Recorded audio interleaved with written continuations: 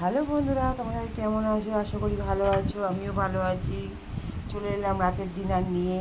একদম গরম গরম লুচি আর হচ্ছে আলু ফুলকপির ডালনা। দুপুরে করেছিলাম, সেটা রেখে দিয়েছিলাম লুচি দিয়ে খাওয়ার জন্য। এই হচ্ছে আমাদের রাতের ডিনার। আমরা একটু রাতের ডিনারটা একটু তাড়াতাড়ি করি, তোমরা জানো। কি গো, কেমন হয়েছে? এই যে বড় মশাই খাচ্ছে, খাওয়া শেষ প্রায়।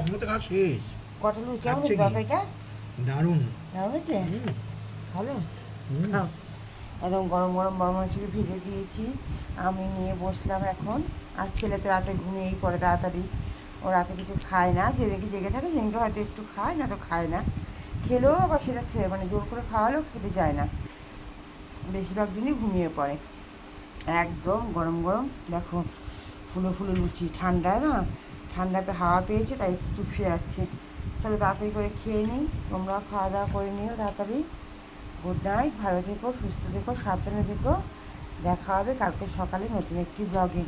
আর যদি আজকে রাতের ডিনার যদি তোমাদের দেখে ভালো লেগে থাকে, অবশ্যই একটা লাইক করে দিন। আর কার কার এরকম গরম গরম লুচি আর এরকম লাল ঝাল ঝাল ঝাল আলু ফুলকপি ডালনা খেতে ভালো লাগে, অবশ্যই কমেন্টস করে জানি। কি গো, গুড নাইট বলেছো? গুড নাইট সবাইকে। বড় মশাই বলে দিল গুড নাইট। ভালো হয়েছে তো? দারুণ। ও, দারুণ বলছে, দারুণ। ঠিক আছে, চলো টাটা। দারুণ হয়েছে তরকারিটা। তরকারিটা বলো খুব সুন্দর হয়েছে। ঠিক আছে, চলো গাইস, টাটা।